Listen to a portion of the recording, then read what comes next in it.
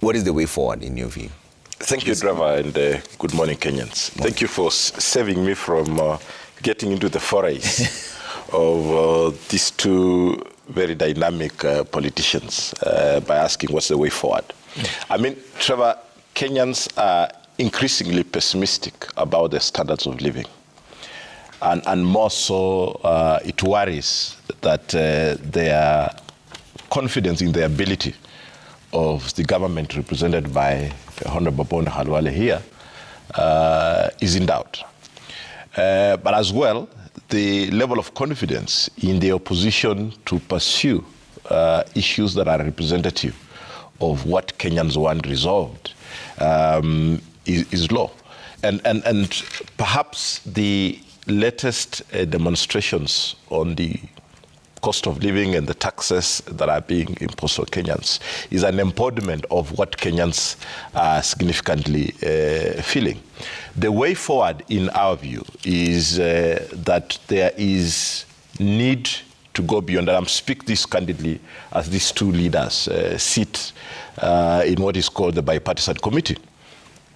Parliament is, again, increasingly failing to be a house of important debate, a house of seeking common ground on issues that are affecting Kenyans. They have been unable to even discuss the critical issues that they themselves isolated by the president through his memo to the speakers of Senate and the National Assembly on 9th December, and the issues that the ODM leader, the Azimio leader, has been putting across. So what is then the way forward?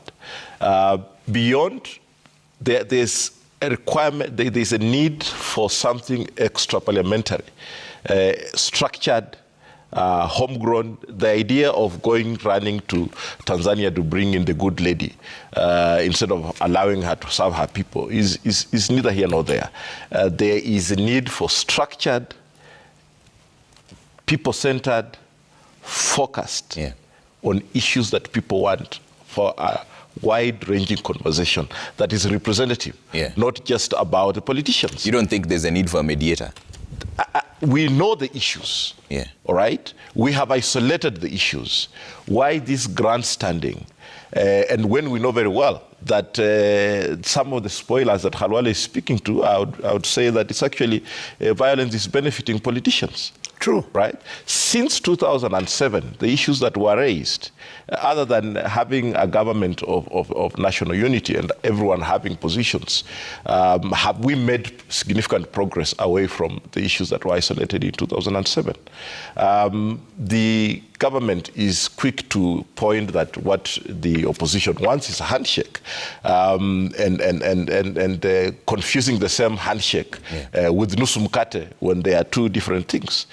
I think we appreciate that the level of elite cohesion in this country is high, and the possibility of Raila Odinga and William Ruto sitting across table tomorrow and having a conversation is increasingly high. They could even be in the same camp in 2027, including the former president supporting the current president.